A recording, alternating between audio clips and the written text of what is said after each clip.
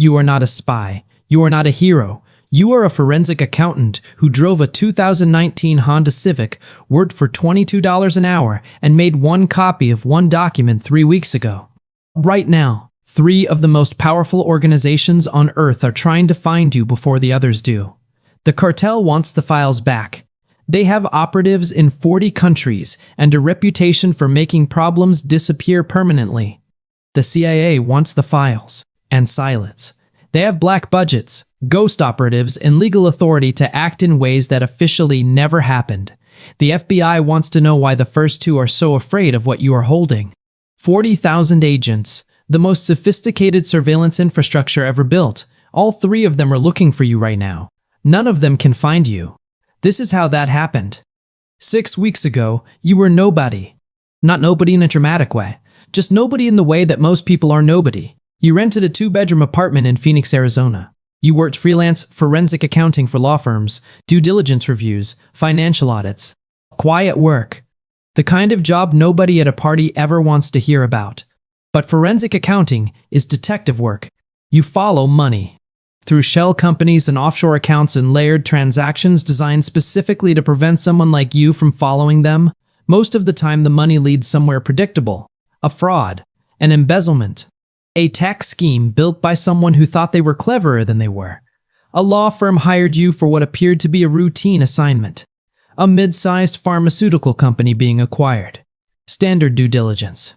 Review the financials. Confirm what was there. Confirm what was not. Sign off. 2 weeks of work. Maybe 3. You found something on day 4. A pattern in the transaction history that did not fit the business model. Small amounts. Dozens of them, moving through a structure of subsidiary companies more complex than any legitimate pharmaceutical operation required. You followed the pattern. You do not know yet that following it is the last ordinary thing you will ever do. It took 11 days.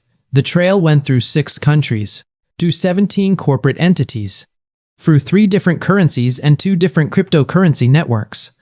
At the end of the trail, you found an account. The account was connected to a name, not a corporate name. A name that appeared in congressional testimony 3 years earlier as part of a major cartel prosecution. A name that was supposed to be frozen, seized, under the complete control of the United States government. You sat very still for a long time. Then you cross-referenced the account with publicly available records from that prosecution. The account should not have existed. According to official court records, every account connected to that name had been seized and forfeited to the United States government. But this account was active. Recent transactions within the last 90 days, which meant one of 2 things. Either the prosecution records were wrong, an accounting error, a filing mistake, or the account had continued operating after the seizure. With someone's knowledge, someone with the authority and access to allow a seized criminal account to keep functioning, you pulled the prosecution records more carefully. You found a gap, a specific asset, a specific account. That appeared in early prosecution filings and then disappeared from later ones. Not seized, not released, just removed from the record. As if someone had reached into the official documentation of a major federal prosecution and quietly deleted one line. You knew what that meant. Someone inside the system had protected that account. You closed your laptop. And your phone rang. You did not answer. Instinct. The timing felt wrong. A call arriving at exactly the moment you had made a connection you were not supposed to make. You let it go to voicemail. It was from the law firm. Friendly tone. Asking for an update on your progress. Except you had sent a progress report 48 hours earlier. There was nothing to update. You packed your laptop and left your office. You did not go home. You went to a coffee shop 3 blocks away. Paid cash. Sat in the corner with a view of both exits. You spent 4 hours thinking. By the end of those 4 hours, you had reached 3 conclusions. First, what you had found was real. Not a mistake. Not a coincidence. Someone inside the system had protected a cartel account, someone with enough access to alter federal prosecution records. Second, the CIA was involved. The deleted line, the protected account, that was not a corrupt individual acting alone. That was an operation. A deliberate decision to allow a cartel financial network to continue operating in exchange for something. Information. Access. Cooperation on something the official record would never show. Third, the moment you had copied those files to your personal drive, you had become a problem, not a witness, not a whistleblower, a problem. because you had not reported it yet, which meant whoever was monitoring for exactly this kind of discovery was now in a position where they did not know what you were going to do. And people who do not know what you are going to do, and situations where what you do could destroy them, do not wait to find out. You left the coffee shop through the back exit. You left your phone on the table, because you already knew. It was not just ringing anymore, it was listening. You had 3 things when you left that coffee shop: your laptop, your wallet, the clothes you were wearing. You withdrew cash from an ATM. You knew that created a location record. You did it anyway because you needed the cash, and you calculated that you had enough time before anyone was actively monitoring your financial activity in real time. That calculation turned out to be slightly wrong. You found a cheap motel, paid cash, gave a false name, the kind of place that did not ask questions. You spent the first night building a picture of exactly how much danger you were in. The cartel's reach in your city was significant, but not instant. They had people who could be mobilized, but mobilizing them took time and coordination. The CIA's domestic operational capability was more restricted than most people assumed. Direct action on American soil against an American citizen was complicated even for them. The FBI was the most immediately dangerous, 40,000 agents, legal authority to act openly. But the FBI had a problem. To find you officially, they had to open a case. To open a case, they had to establish predicate. To establish predicate, they had to explain why they were looking for you. And explaining why they were looking for you would require explaining what you had found, which was exactly what the person inside the FBI who had altered those prosecution records could not allow. So the FBI was dangerous, but constrained. You had a window, small, closing. You needed to use it. You had one thing that all 3 of your enemies did not know about: a copy of everything, not just the financial records, everything you had pulled during 11 days of research. The transaction history, the corporate structure maps, the connection to the prosecution records, the gap, the deleted line, the active account, every piece of it, documented, annotated, cross-referenced, stored in 3 locations. One in the cloud account, connected to an email address you had created 2 years earlier and never used since. No connection to your real identity. One on a physical drive you had mailed to a post office box in a different city the morning after you made the discovery, a routine precaution from years of working with sensitive financial information. One in a location you are not going to describe here. Then you built a dead man's switch, a system connected to the cloud account, set to automatically send the entire documented file to a specific list of recipients if you did not manually cancel it every 72 hours. The recipients were not law enforcement. Law enforcement was compromised. The recipients were journalists, specific ones, with track records of publishing difficult stories and surviving the pressure that followed. Based in 3 different countries, none of them knowing the others were on the list.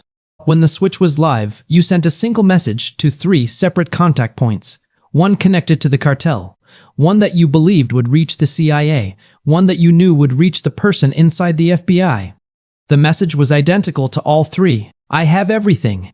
Dead man switch is active. Talk to me. Or everyone reads it. The responses came back within 18 hours, not simultaneously, in sequence, which told you something about how connected the 3 organizations actually were. The cartel responded first, through a lawyer. Clean record, expensive suit. He presented a number, large enough that under other circumstances it would have been genuinely difficult to refuse. You refused, because money does not protect you from the people who gave it to you. The CIA response came through a channel you had not anticipated. Someone arrived at the motel, which meant they had found you, which was its own message. She was younger than you expected, late 30s. She drank black coffee. She did not shake your hand. She presented what she called a solution, a new identity, relocation, resources, in exchange for the files and silence. You asked what guarantee you had that the solution did not involve you disappearing in a way that had nothing to do with relocation. She did not answer that question, which was an answer. You refused. The FBI contact was the most interesting. It came from someone who identified themselves as separate from the person who had altered the prosecution records. Someone inside the bureau who had their own reasons for wanting that alteration exposed. They wanted to make a deal. Your protection in exchange for your cooperation in building a case. You asked for 48 hours. You spent those 48 hours verifying everything they had told you as far as you were able to verify it from a motel room in a city you had never been to before. Then you asked for one thing before you agreed to anything. Public confirmation. Something on the record. Something that existed outside any system that could be quietly altered. Something that made you harder to disappear. The journalist published a story. Not the full story. Not yet.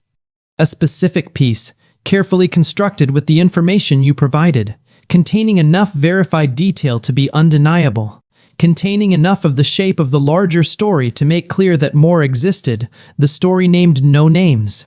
But the people whose names would eventually appear read it and understood exactly what it meant. Within 24 hours, the cartel intermediary contacted you again.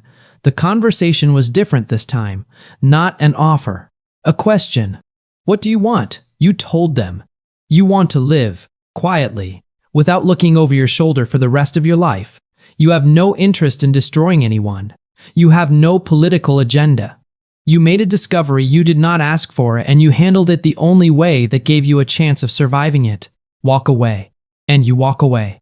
The CIA never contacted you again after the story published, which meant either they had decided you were no longer worth the risk, or they were waiting. You chose to believe the first option.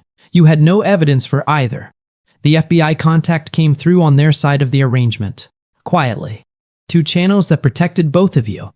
The person who had altered the prosecution records resigned 6 months later for unspecified personal reasons. No charges. No public exposure. A quiet exit. Not justice, but movement. You lived. That was the primary outcome. You live now in a place that has no connection to any name you have ever used professionally. The dead man's switch runs on a 72-hour cycle. Every 72 hours, you cancel it.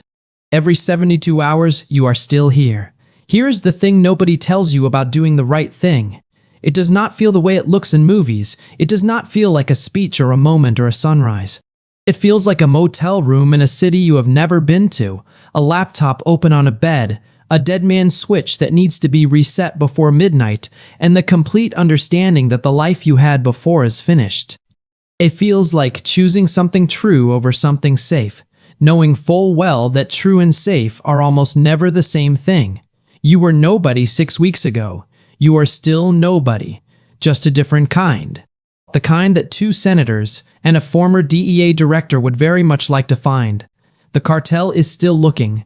The CIA has stopped returning your lawyer's calls.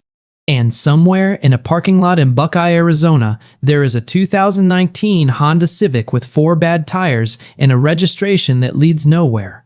It is, in every way that matters, yours. This story is entirely fictional, but the question it asks is real. If you were sitting in that motel room, the files on your laptop, the cartel on one side, the CIA on the other, a dead man's switch counting down to midnight, what would you do?